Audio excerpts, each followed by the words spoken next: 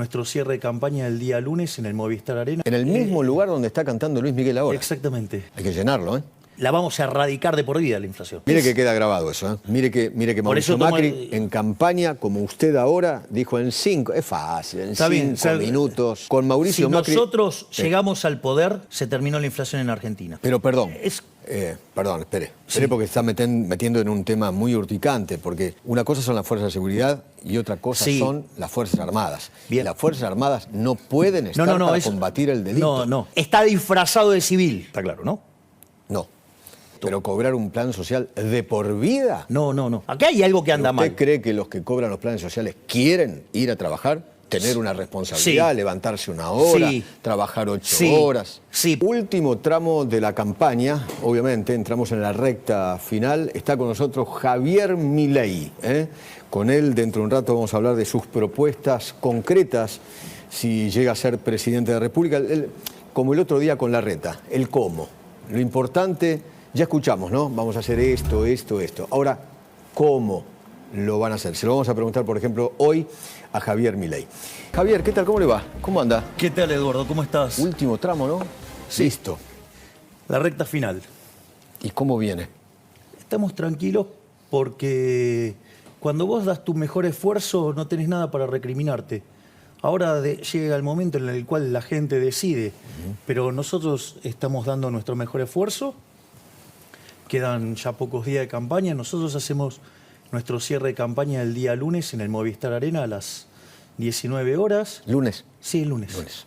Así es que ya después... En el mismo lugar donde está cantando Luis Miguel ahora. Exactamente. Sí, es un lindo lugar. Hay que llenarlo, ¿eh? Bueno, vamos a tratar de hacer los mejores esfuerzos para lograrlo. Creo que son 12.000 o 13.000 localidades, ¿no? 15.000. 15.000. Muy bien. Sí. Muy bien. ¿Lo espera? ¿Cómo lo sueña? ¿Como un gran show? Bueno, nosotros las presentaciones tienen mucho en común con un recital, ¿no? Pero con la diferencia que en lugar de cantarse canciones, se habla de economía. O sea, nosotros, y en general, en esta faceta nueva, te diría más, de cómo sacar a la Argentina de este desastre. ¿Usted va a ser el único orador o todos los candidatos van a hablar? No, voy a ser el único orador. Único orador, sí. Para el cierre de la campaña. Ok, consignas suyas hemos escuchado un montón, ¿no? Durante el último año, ¿no? Porque usted viene haciendo campaña, creo que fue uno de los primeros que arrancó la campaña hace un año. ¿Podemos ir punto por punto y me dice el cómo? Sí, claro. Porque lo más importante para la gente es el cómo. El qué ya lo sabemos. A ver, pongamos consignas, dale. Tira la placa, por favor.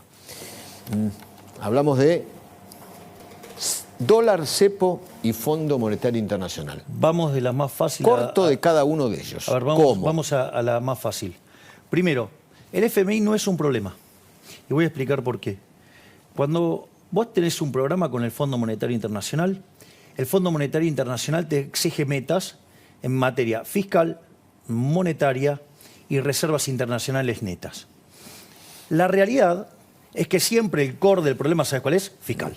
Okay. Y la historia argentina del problema es fiscal. Las metas que plantea el Fondo Monetario para la Argentina son laxas en la lógica nuestra. Es decir, el ajuste que nosotros proponemos es mucho más profundo que el que propone el Fondo Monetario Internacional. Ok, me queda claro. Entonces, lo que usted va a hacer, cómo lo va a hacer, es eso, un ajuste profundo de la economía argentina. Sí, pero a diferencia de los programas de estabilización que venimos viendo desde el año 52 del siglo XX, ¿no? Hasta ahora, siempre el ajuste se cargó sobre el sector privado. Nosotros, esta vez, consideramos que el ajuste lo tiene que pagar el sector público. Okay. Y eso implica redefinir un montón de cuestiones en términos de partida. A ver, nosotros, por ejemplo, queremos eliminar la obra pública yendo a un sistema de iniciativa privada a la chilena, con way outs a la peruana e incentivos a la suiza. O sea, el Estado no paga la obra pública. Exactamente, las paga el que la usa.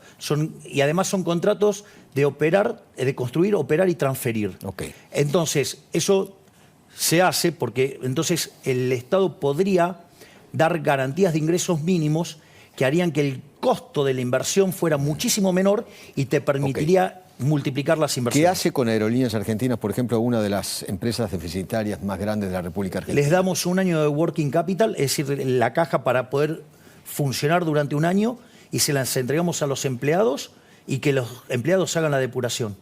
Es decir, no puede ser más que aquellos que no toman los aviones estén pagando o estén subsidiando a los que toman aviones. Es recontra regresivo eso. Por lo tanto, básicamente, la empresa, yo no creo que haya un problema con los verdaderos empleados de Aerolíneas. O sea, no la cierra ni tampoco la privatiza. Se la entrego, sí, es una suerte de privatización porque se la entrego a los empleados. Ok. Y los propios empleados se van a encargar de echar a los políticos que utilizan a las empresas públicas como mecanismo de caja. Que eso es lo que las hace ineficientes y eso es lo que hace que no sean competitivas. Entonces, va a estar en el propio incentivo de los que están adentro de la compañía, porque ahora van a ser dueños, de echar a los políticos ladrones. ¿Qué hace con las otras empresas? Hay una cantidad enorme de empresas del Estado. YPF, por ejemplo, tiene que ser privatizada. Ahora, ¿cuál es el problema con el YPF? Que está tan destrozada por la política que si uno la vende como está ahora, la regala. Entonces uno la necesita eficientizar. Digo, si usted recuerda, Menem hizo lo mismo. Primero la eficientizó y después la vendió, y eso permitió que se vendiera muchísimo mejor. Pero no solo eso, va a ser necesario el rol de YPF como ENARSA durante la transición de arreglar todos los problemas causados en el sector energético. Entonces, mientras que uno hace más eficiente a la empresa, la usa para la transición del sistema energético para que no colapse. Ok, con el resto, Radio Nacional, la televisión... ¿Se privatizan o se cierran? Directamente. ¿Se privatizan o se cierran? No, eso es un mecanismo de propaganda política, ¿no? La televisión pública la privatiza. Sí, y si no lo quiere nadie, se cerrará. Ok, Radio Nacional lo mismo. Lo mismo. Todo igual. Ok. ¿Qué hace con el cepo? Al otro día, en poco tiempo, al año. ¿Cuándo termina con el cepo? A ver. ¿Y cómo? Del cepo se sale el día que vos resolvés el problema de las LELIQs. A ver, si vos abrís el cepo el primer día, vas a tener un switch de portafolio, es decir, la gente se va a pasar... del peso al dólar, claro. Y tenés una hiperinflación. Obviamente. Como consecuencia de la caída de la demanda de dinero que eso implica. Yo quiero explicar esto porque esto es de una gravedad enorme, lo del cepo. El cepo tiene varias consecuencias negativas. Una es que te quedan pesos atrapados en el sistema. Eso se llama sobrante monetario. Para tener una idea, el sobrante monetario de hoy es peor que el que teníamos en la previa al Rodrigazo. El Rodrigazo implicó multiplicar la inflación por 6 y los pobres por 5. Es decir que, hagamos la cuenta, ¿qué nos iríamos? A niveles de inflación de pique de 900%, y pobreza no hay forma de multiplicar 900, por 5. Porque 900% anual. Sí, pero de inicio. De inicio. Bien. Y una mensual de 2 dígitos arriba de 20 y pico. Sí, digo, hacer la anualizada de eso. Sí. Digo. Pero a lo que voy ese es el primer punto. La otra consecuencia que tenés muy negativa es la relación entre los pasivos monetarios remunerados, llámese el ELIX, contra la base monetaria. Ese número está en torno a 3. Ese número, ¿sabes cuándo se vio en la historia argentina? En el primer trimestre del 89, la previa de la hiperinflación de Alfonsín. Entonces, si uno no arregla ese problema en el balance del Banco Central, uno desata una caja de Pandora que hace que explote una hiperinflación. Y antes de terminar con el cepo, necesita arreglar la LELIQ. Claro. Okay. Y nosotros para eso tenemos una propuesta muy concreta. Nosotros cuando hablamos de dolarización, que es en la moneda en que se liquida el Banco Central, después es competencia de moneda y se puede usar la moneda que a uno se le dé la gana. Suponete lo siguiente, tenés que hacer un contrato con un petrolero, puedes hacer en WTI, con alguien que se dedica al gas en BTU, ¿sí? O digamos si vos querés, no sé, en soja, digamos lo que cotiza la soja en Chicago. A mí me da lo mismo, la moneda la elige cada uno. Pero vos tenés que liquidar el Banco Central. Nosotros proponemos, por una cuestión de facilidad, liquidarlo en dólares. ¿Cuánto cuesta liquidar el Banco Central hoy? Cuesta 40.000 millones de dólares. Son 30.000 millones de dólares del ERIX y 10.000 millones de dólares de base monetaria. La verdad que un país que estuviera integrado en el mundo, eso es una moneda. Pero Argentina, digo, con los cavernícolas que tenemos... No se puede. Exacto. Ahora, ¿qué es lo que tenemos en el activo del Banco Central para rescatar esto? Cuando vos mirás las reservas brutas y limpias de las cosas que no son del Banco Central, Vos tenés la posición de oro, la posición de DEX, la posición de CEDESA, la posición del BIS. Eso suma casi 10.000 millones de dólares. Es decir, que vos tenés dólares físicos, o te podés hacer de dólares físicos, para rescatar la base monetaria. Entonces vos me decís, bueno, pero todavía me falta rescatar los 30.000 millones de dólares del ELIX. Está vendiendo la joya de la abuela, ¿no? Sí, entramos más peligrosos. Bueno. Digo, es cierto. De vuelta. Digo, pero eso no es gratis en términos de inflación. Es decir, entonces el sistema, digo, te va a corregir los precios. Pero vamos a esta parte, porque esto es lo interesante. Yo ahora tengo que limpiar los 30.000 millones de dólares del ELIX. ¿Y qué tengo del otro lado? Me quedan 90.000 millones de dólares de títulos públicos. Obviamente que si yo los paso a mercado no valen 90.000 millones, valen un tercio. 30.000 contra 30.000, se terminó, se acabó el problema. Por lo tanto, en la medida que vos estructurás la salida de las LELIX, a partir de ahí se saca el cepo. Pero entonces del cepo no se sale inmediatamente. No es instantáneo. Eso lleva un tiempo hasta que terminás con la bomba o termina Exacto, con la hasta bomba que se de limpia las LELIX. LELIX. Exacto, porque si no es una hiper. Y yo digo, no estoy dispuesto a cargarle a los argentinos una hiper, porque una hiper va a llevar los niveles de pobreza arriba del 90%. Salir del cepo implica un solo dólar. No Obviamente. 50 y pico como hay ahora. Exactamente. Se unifica el mercado de cambios. Bueno, pero esto es una... ¿Eso es automáticamente o cuando se termine con las LELIC? Cuando se limpia el cepo, abrís. Ah, ok. Cuando se limpia el cepo, se abre. ¿Y eso en cuánto cree usted que lo puede hacer? Como mucho, usted asume... Como mucho 3 meses. Diciembre, enero, febrero, en marzo del año que viene. Más o menos. Exactamente. Ok. Vamos a los otros temas. Porque hay temas muy preocupantes. Inflación. Uno de los grandes temas. ¿Cómo hace usted para terminar con la inflación? Para bajarla. Vamos por definición y vemos por qué la vamos a erradicar de por vida, la inflación. La inflación Mire que queda grabado eso, ¿eh? Con Mauricio Macri... Si nosotros llegamos al poder, si yo soy presidente y dolarizo, es decir, elimino el Banco Central, se terminó la inflación en Argentina. Mire que Mauricio Macri en campaña, como usted ahora, dijo en 5, es fácil, en 5 minutos. ¿Sabes cuál es el problema, Eduardo? Que él se rodeó de radicales, de la coalición cívica y de las palomitas, digamos, que le jugaban todos en contra. Vamos por esto. La inflación es siempre y en todo lugar un fenómeno monetario que se genera erradica? Por un exceso de oferta de dinero, ya sea o porque emití o porque cayó la demanda, o las dos cosas que hacen que el poder adquisitivo del dinero caiga, es decir, todos los precios despreciados en pesos suben. A ver, si yo estoy hablando de eliminación del Banco Central, desaparece el peso. Por lo tanto, la cantidad de dinero dentro de la economía lo determinan los agentes. Por lo tanto, demanda y oferta siempre están mapeados. ¿Sabe qué quiere decir? No puede perder poder adquisitivo la moneda que elijan los argentinos. Y además, puede ser el dólar o puede ser de vuelta el renminbi, o sea, el yuan, puede ser la libra esterlina, o puede ser el yen, el que quiera, a mí me da lo mismo.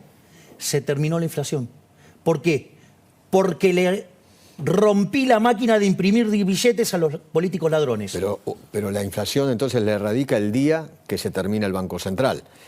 Exactamente. Pero el Banco Central usted no lo elimina el primer día. Eso también es cierto que no se elimina el primer día. Nosotros estamos, por ejemplo, en el caso de Ecuador, el proceso de la dolarización tardó 9 meses.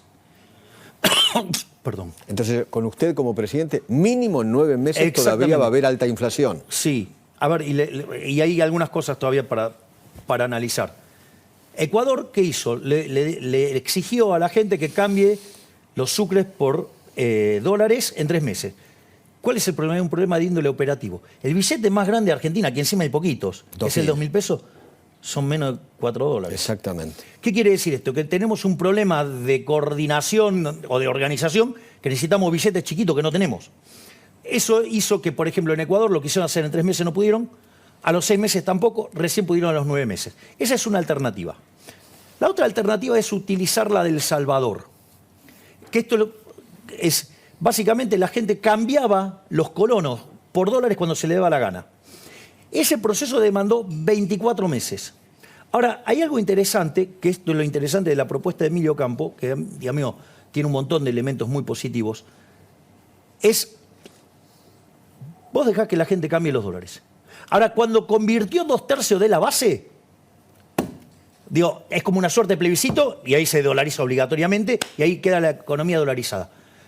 Como poco deben ser 9 meses, como mucho deben ser 24 meses. Pero de acá a 2 años se terminó el problema de la inflación. 2 años como máximo, según usted. Ok. Willy. En el caso eventual, obviamente, de que asumas el 10 de diciembre, inmediatamente vas a tener que tener un presupuesto aprobado. Y mi pregunta ahí está relacionada con qué número le pones en lo fiscal, equilibrio fiscal, primario, superávit, cuánto le pones de superávit y qué número le pondrías de inflación y crecimiento. A ver, vamos por parte.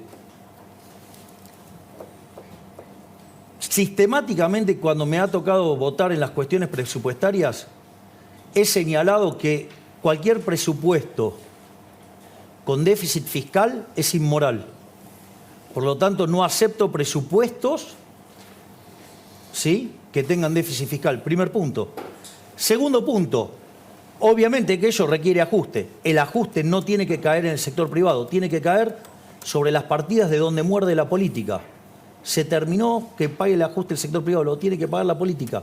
Entonces, no acepto ningún presupuesto con déficit fiscal. No acepto ningún presupuesto, ¿sí?, que tenga aumento de impuestos. Si quieren hacer otra cosa, no haré y gobernaré con el del anterior y se licuarán las partidas. Y con lo cual, digamos, o sea, las transferencias discrecionales, que son esos 5 puntos del PBI, que usan como resultado del desvío entre la inflación que pone en el presupuesto y la observada, bueno, toda esa la vamos a hacer ahorro fiscal. Las cuentas las vamos a poner en orden. Se acabó el déficit fiscal también. ¿Y qué número le pones para las proyecciones de, como te pregunté, de inflación? Pero yo no creo en las proyecciones, Willy, no creo. Entonces, porque aparte, vos hoy tenés un problema, que si bien tenés un problema con la oferta de dinero en la pasada, con la presente y la futura, porque además la política monetaria opera con rezagos que oscilan entre 18 y 24 meses, de ahí que la inflación la vamos a matar entre 18 y 24 meses, que es lo que tardó la convertibilidad, 20 meses. El problema es que vos tenés una caída de la demanda de dinero. Y esa hace que sea absolutamente imprevisible qué va a pasar con la inflación. Entonces, la verdad que ponerme a hacer elucubraciones sobre números que son ciencia ficción no tiene sentido. Nicolás Kreplak, sabe usted quién es, ¿no? Sí, era el ministro de Salud. Sigue siendo. El ministro de Salud de la provincia de Buenos Aires. Dijo que usted es un burro y un mentiroso. Usted se metió con el tema de la salud, ¿no? El sistema de salud comienza con Perón, ante la sociedad de beneficencia administrada a dinero público. ¿Qué tiene para decir con respecto a esto? Bueno, ¿Cuál es su propuesta?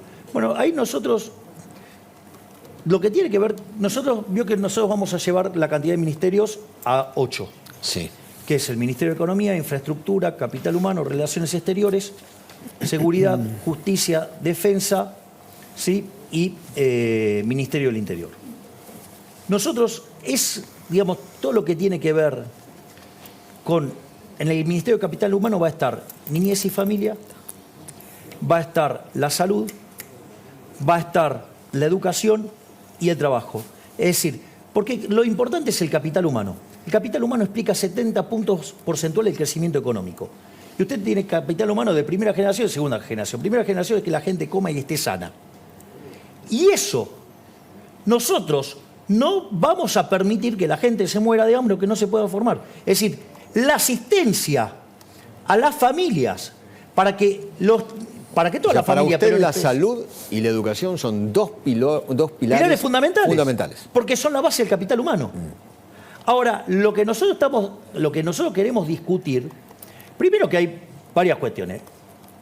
Habría que encontrarle al ignorante ese que, digamos, la salud, sí, y la educación, son prestaciones que están derivadas de las provincias. Entonces nosotros podemos proponer, y nosotros lo que queremos es, ¿qué es en el fondo el sistema de salud?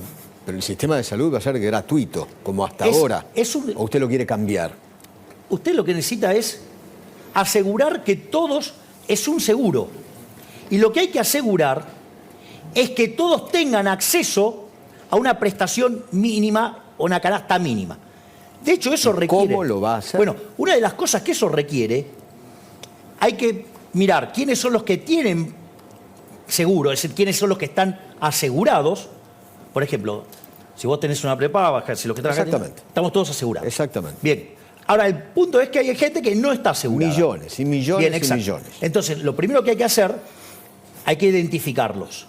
Hay que identificarlos. Y después se elige en cada provincia cuál es la canasta que se le va a asegurar. Y una vez que se le asegura esa canasta, esa persona elige en un sistema competitivo quién se la brinda. O sea, como en la educación usted propuso el voucher, ¿va a haber un voucher para la salud? Trabaja como una suerte de voucher. Te dan una tarjeta y vos vas y te haces, digamos, que te brinden esos servicios. Es más, una de las cosas que nosotros estamos planeando y que las vamos a traer, que está perfectamente implementado en México, que es maravilloso, son hospitales ambulantes. O sea, concretamente llegan, digamos, o sea, son 18 micros, o sea, 18 camiones, y te dan prestaciones, porque, digo, el doctor Signa acá lo podría decir. Ahí está. Lo más importante que es la prevención, la detección temprana de estos problemas. Bueno, ¿qué es lo que hace esto? Lleva todos esos servicios... Claro, porque el hospital es de última instancia, ya estás... Exacto. Entonces, ¿qué es lo que hacen estos sistemas? Van, por ejemplo, a una intendencia, se ponen en una intendencia y se determina cuántos días es necesario estar. En algunos casos pueden mandar 3 días, en otros casos pueden mandar 1 mes. Sí. Pero es un mecanismo por el cual uno le lleva la salud a la gente. Entonces van, se atienden, se hacen los análisis y algunas cosas se pueden resolver ahí mismo y si son muy complejas se derivan al hospital. Claudio. Sí. Javier, voy a agregar, leí el artículo, por supuesto, donde lo critica Kreplak. Usted tiene razón, Kreplak es un burro, acá lo dijimos 1000 veces, porque solo le voy a dar a Kreplak varias fechas para que vea que usted en algún punto tiene razón. El Hospital de Clínicas que todos conocemos, de la Universidad de Buenos Aires, en la avenida Córdoba y Ascuénaga, se fundó en 1881, no estaba Perón. No era Perón, claro. El Hospital Italiano de Buenos Aires se fundó en el año 1872, no estaba Perón. El Hospital Rivadavia, la maternidad del Hospital Rivadavia, se fundó en el año 1921, no estaba Perón. El Hospital Ferroviario se inauguró en el año 1940, no estaba Perón todavía como presidente.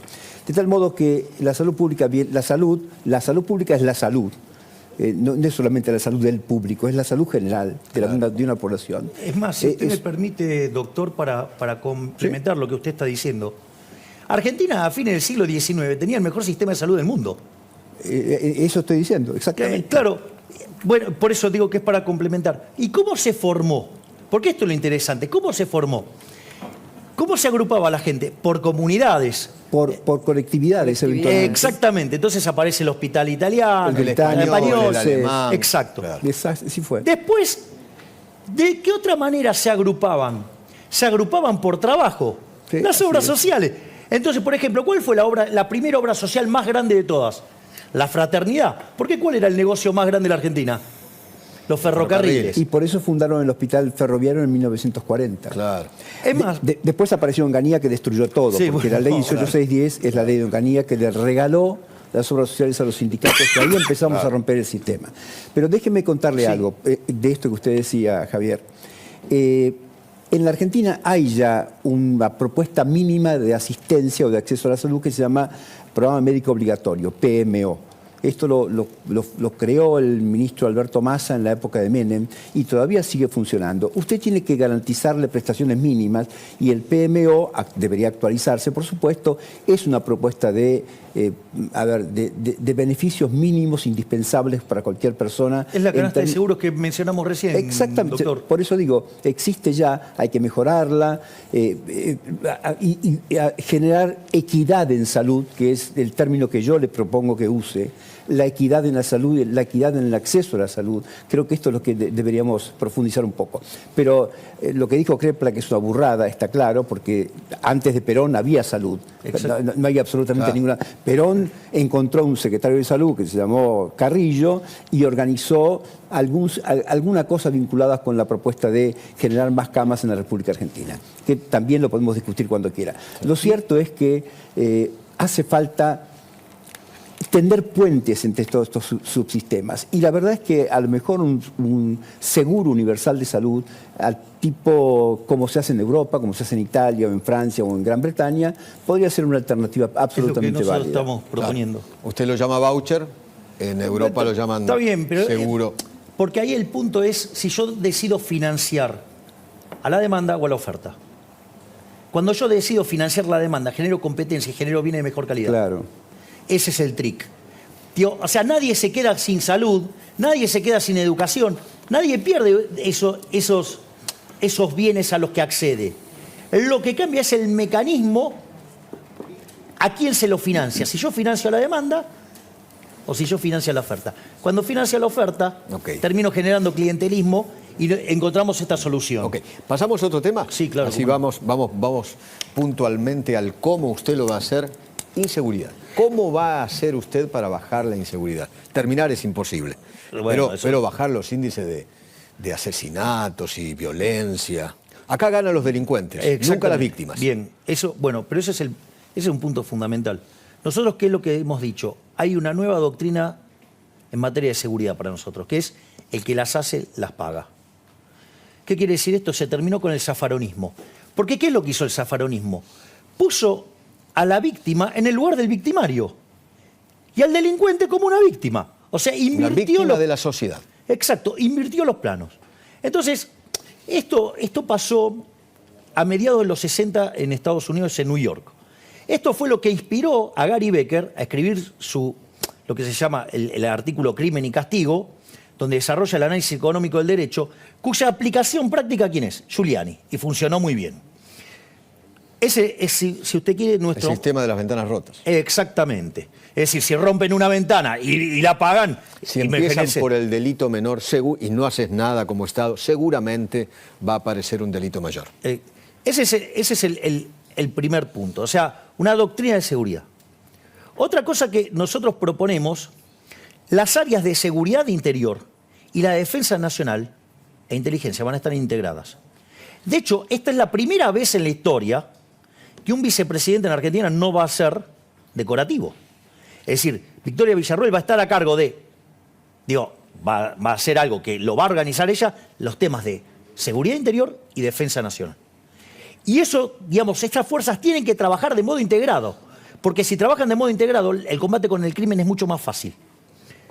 Pero perdón, espere porque está metiendo en un tema muy urticante, porque una cosa son las fuerzas de seguridad y otra cosa son las Fuerzas Armadas. Bien. Las Fuerzas Armadas no pueden estar para combatir el delito. No.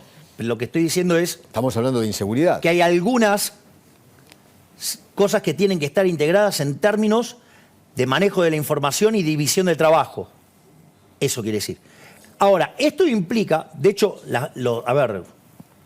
los uniformados, o sea, el ejército no se puede meter a... Hay una ley. Exacto. Hay una ley. Bueno, pero aparte tiene que ver con la Convención de Ginebra. No pueden hacer inteligencia, no pueden... Por eso. Okay. Pero por eso. No estoy diciendo que lo vamos a mandar para eso. Lo que estoy diciendo es que el sistema tiene que estar integrado para eficientizar... Y son una parte del Estado. Bien, exacto. Entonces, que es otra cosa distinta. Y de hecho, fíjese que cuando han pedido que había que llevar al ejército, tanto Victoria como yo hemos dicho que no. Porque un uniformado no puede poner a tirarse a alguien que está disfrazado de civil. Está claro, ¿no? No. ¿Qué es el disfrazado Uno de puede civil? ser, hay algunos que sí son civiles y hay otros que están disfrazados. Y aún así no lo puede hacer por la Convención de Ginebra. Por eso... usted habla de fuerza de seguridad disfrazado de civil, ¿a eso? No. Lo que estoy diciendo es que usted puede tener ataques que se muestran como civiles y no lo son. Ok. Creo que fui bastante claro. Ok. Entonces, igual así, usted no le puede tirar. Obvio. Por la Convención de Ginebra. No le puede tirar. Ok. ¿Por qué, no funciona cuando usted manda al ejército a hacer este tipo de cosas, como pasó en México o como pasó, en Colombia? Porque, hoy la sociedad puede estar pidiendo eso, usted va y cumple ese requerimiento, y después viene un gobierno de izquierda, quiere revisar todo y todos presos. Todos presos por delito de lesa humanidad. Por eso nunca funciona. De hecho, vamos a otros temas. Entonces, eso requiere modificar ciertas leyes. Nosotros estamos planeando modificar la Ley de Seguridad Interior, estamos proponiendo reformar la Ley de Defensa Nacional, reformar la Ley de Inteligencia, hay que reformar el Código Penal procesal y el sistema de cárceles. Y todo el sistema tiene que estar construido para el que las hace, las paga. Y hay un elemento muy importante. muy importante, que es toda una revalorización de las fuerzas. Ya sea por el hecho de darle el respaldo a la fuerza de seguridad. No puede ser que si, a ver, digamos, la policía viene, me está cuidando a mí, viene un delincuente, me cuida, sucede que después tiene un problema porque hizo su trabajo bien. Acá lo que vamos a bancar nosotros es a la fuerza de seguridad. Acá se va a revalorizar el rol de la fuerza de seguridad a todas. A todas. Ya sea los que nos tengan que defender de los enemigos externos o los que nos defienden puertas adentro. Okay. Pero, digamos, no puede ser... Lo mismo, usted me está hablando de delincuencia común. Exacto. ¿Qué va a hacer con los narcotraficantes? Con el narcotráfico. Al narcotráfico Rosario. Hay que ir y perseguirlo. ¿Le puedo dar un dato? Sí. ¿Cuántas personas de la fuerza de seguridad que combaten el narcotráfico murieron en Rosario? Desconozco el dato. Gaby, ¿sabes? No, seguramente se refiere a la policía de Santa Fe, que no murió ninguna. Ah, ninguna. Significa que son parte del problema. Claro. Significa que el poder político es cómplice. Bueno, nosotros no vamos a ser cómplices de eso. Está claro que el problema está entonces en la órbita política. Es una decisión Política. Bueno, nosotros tenemos la decisión de terminar con eso. Con la delincuencia común también es una decisión política. Obvio. Ok. Pasamos. Guada, vos querías preguntar algo, ¿no? Sí. ¿Qué tal, Javier? ¿Cómo estás? ¿Qué Buenas tal, tardes. Guadalupe? Mencionás una reforma del Estado, mencionás achicar la cantidad de ministerios, mencionaste la palabra privatización de los medios estatales o cerrarlos directamente. ¿Cómo pensás hacerle frente a la resistencia gremial, que es el talón de Aquiles de todos los gobiernos no peronistas? A ver, yo creo que una de las cosas que nosotros estamos planteando, y es parte de nuestro Ministerio de Capital Humano, es la modernización del sistema laboral. Vamos a ponerlo en números. La cantidad de personas que tienen empleo en el sector privado formal, hace 11 años, 12 años que está clavado en términos de 6 millones de puestos de trabajo. El problema es tan grande que hay 8 millones afuera. ¿Cómo las incorpora? ¿Cómo? Bien. ¿Cómo hace? Nosotros lo que estamos proponiendo es ir a un sistema de seguro de desempleo como el que utiliza la UOCRA, ¿no? No es que estamos proponiendo nada nuevo, pero con mayor profundidad financiera, donde lo que se le daría es entrada a compañías de seguro. Entonces, vamos a esta situación. Hoy los sindicalistas, su modelo de negocio está en jaque, ¿no? Sí. Porque hace años que no se genera puesto de trabajo, porque es una economía que viene en decadencia. El PIB per cápita en los últimos 12 años cayó más de 13%. Porque además las organizaciones sociales le ganaron la calle, el dinero. Ese es el punto. Y entonces el modelo de negocio lo tienen en jaque. Entonces tienen un modelo que tiene 6 millones de cápita y amenazado. ¿Esto qué les propone? ¿Qué les permite? Pasar de un negocio de 6 millones a 14 millones. Hay un negocio que tiene que ver con 8 millones de cápitas en términos de seguro. ¿Quién lo va a aprovechar? Las compañías de seguro. ¿Qué es lo que va a pasar? Se van a asociar las empresas aseguradoras con los sindicalistas y van a generar un mercado que en lugar de ser de 6 millones sea de 14 millones de personas. ¿Y qué es lo interesante? Se limpia la señal de precio. Al limpiarse la señal de precio en una economía que se estabiliza, que erradica el riesgo de devaluación, porque no va a existir más, porque vamos a dolarizar, que se termina, que se pulveriza el riesgo de contraparte, ya sea por el rebote de la actividad económica y por el ajuste fiscal que nosotros proponemos, con la reducción de lo que es el riesgo de tasa de interés, con lo cual el riesgo país en Argentina se va a desplomar.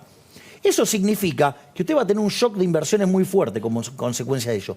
¿Y que va a ser intensivo en qué? En trabajo. Porque además lo que vamos a trabajar es la parte de la industria del juicio que tiene que ver con esto de que todas las multas, que es lo que hace que el despido sea una cosa imposible que puede terminar quebrando una empresa. En especial las pymes, ¿no? Exactamente. Que son las que dan el 70% del trabajo en la República Entonces, Argentina. ¿qué es lo que quiere decir esto? Que este tipo de reforma lo que va a facilitar es que toda la expansión que se va a generar a partir de estabilizar, de bajar la tasa de interés, de bajar los impuestos, además va a ser muy intensiva en trabajo. Esto no es un tema menor, porque si yo digo de tener 6 millones de personas en el sector formal, paso a 14. Una de las cosas que pasa, que me cambian los números previsionales, ¿sí o no? Si yo además voy a crecer, voy a tener mayores salarios, porque tengo más productividad. Si además... Más aportes para los jubilados. Y si además, como yo ahora tengo mejores salarios, voy a aumentar la PEA, es decir, la parte de la población que participa. ¿Qué quiere decir? Que todos los key value drivers del problema del sistema previsional me abren las puertas para que de segunda generación pueda reformar el sistema previsional sin tocarle el derecho de nadie. Segunda generación, usted habla de 2 años o más. Sí, o 4. O 4. Okay. El tiempo pertenece al creador. ¿Qué pero... hace con los planes sociales? ¿Qué hace con los piquetes? Porque esto va atado. Bien. A ver, los planes sociales, nosotros consideramos que aquellos que reciben un plan social son víctimas, no victimarios. Es decir, son personas que como consecuencia de la intromisión del Estado adentro de la economía se quedaron sin trabajo. Esclavos del siglo XXI. Son los esclavos del siglo XXI. Entonces, nosotros no consideramos que tienen que ser eliminados los planes sociales. Lo que hay que hacer es terminar con los intermediarios políticos, con los gerentes de la pobreza, con los beligones de la vida, los delincuentes esos que le sacan plata a la gente. Entonces, los planes sociales no se tocan. Es decir, ahora, lo que va a cambiar es el concepto. ¿Pero cobrar un plan social de por vida? No.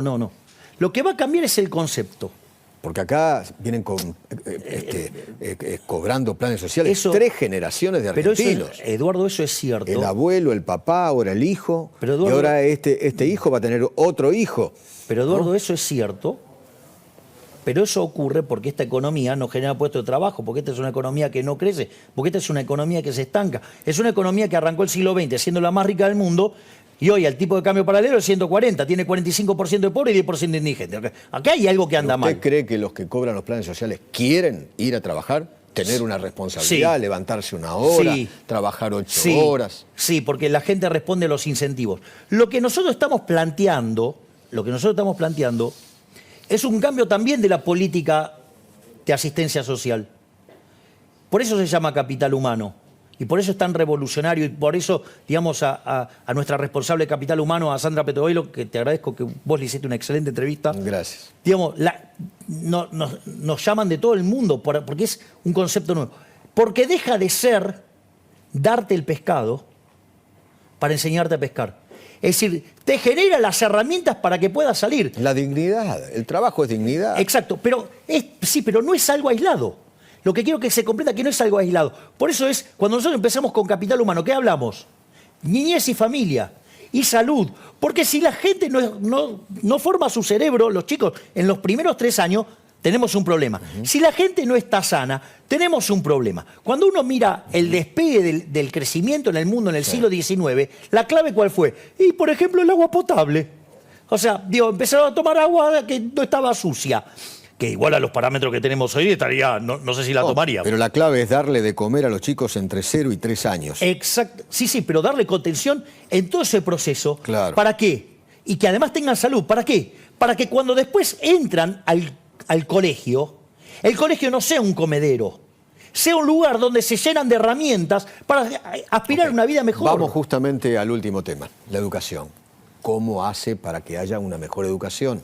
Gente más formada. Bueno, porque el conocimiento es la clave en un país. Yo estoy totalmente de acuerdo. Si yo estoy diciendo que 70 puntos del crecimiento económico lo explica el capital humano, está claro que para mí capital humano y Gary Becker, digamos, son es mejor que el litio, la soja, la ganadería, todo exactamente. junto. Le voy a explicar por qué. Porque, digamos, Japón, a pesar, digamos, de todos los problemas que tuvo, ¿qué recursos naturales tiene Japón? El 70% es roca.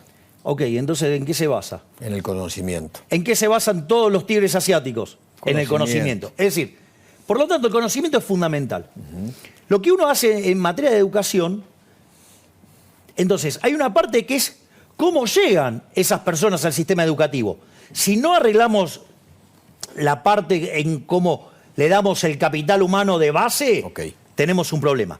Ahora, una vez que está en el sistema, lo que nosotros proponemos es que el sistema, de vuelta, ¿quién tiene que ser el que recibe el subsidio? ¿La oferta o la demanda? Porque si yo el subsidio se lo doy a la oferta, se cobran la plata y después me dan un servicio espantoso y se quedan con el monopolio encima. Y además me adoctrinan, tengo un montón de otros problemas. Tiene a los Baradel de la vida. Bien, exacto. Así como tiene a los Beliboni, acá en la educación tiene a los Baradel de la vida. Sí, hay otra parte más importante, que es, digamos, o sea, los que fijan los contenidos. Por entre eso, otras cosas. Entonces, los nosotros, Cetera de la vida. entonces, ¿qué es lo que nosotros pretendemos? Pretendemos que en lugar de darle el subsidio a la oferta, se lo tienen que dar a la demanda. ¿Para qué? Para que eso genere competencia. Y eso, la competencia... Mire, el sistema de voucher, por ejemplo, se usa en... Conocí la persona que lo maneja. En Suecia. Tiene 40 colegios. Tiene 25.000 alumnos. Los que participan de ese programa son los mejores en ciencia, los mejores en inglés y los mejores en matemática. El resultado es... Pero se matan por entrar en esos colegios. Y no es que usted no tiene el financiamiento está. Va con un voucher, pero ¿qué se genera? Competencia. ¿Qué me van a decir? ¿Que los suecos tienen mala educación a nivel mundial? Entonces, ¿se puede hacer? Sí. Okay. El problema es que vamos contra los que manejan esas cajas. Y ahí está el problema. El problema no es que usted no puede hacer cosas... Terminar con las mafias, digamos. Exactamente. Porque de ahí también come la política. Okay. ¿Le puedo pedir un favor? Sí, claro. 30 segundos. Charlamos 40 minutos. 40 minutos. Se me pasó como si nada. No, mejor. 30 segundos, ¿por qué deberían votarlo el 13 de agosto? Lo único que tengo para decirles, argentinos, es que una Argentina distinta es imposible con los mismos de siempre. No podemos pretender resultados distintos haciendo siempre lo mismo. Y hoy, básicamente, el problema radica es que la solución está en manos del propio problema. Por eso los únicos que venimos a proponer una solución verdadera somos nosotros, los liberales, que proponemos un cambio de 180 grados para volver a los valores de Alberdi, volver a las ideas de la libertad y que esto sirva para ponernos de pie y que de acá a 35, a 45 años volvamos a ser una potencia mundial. Gracias, Gabriel. Gracias, Eduardo. ¿Todo bien? Todo bien. Gracias. Gracias. ¿Se sintió cómodo? ¿Absoluto? Bien. Suerte en la elección, Javier. Gracias. A la mierda los malditos empresarios, a la mierda sodomitas del capital. Basta de basura keynesiana, ha llegado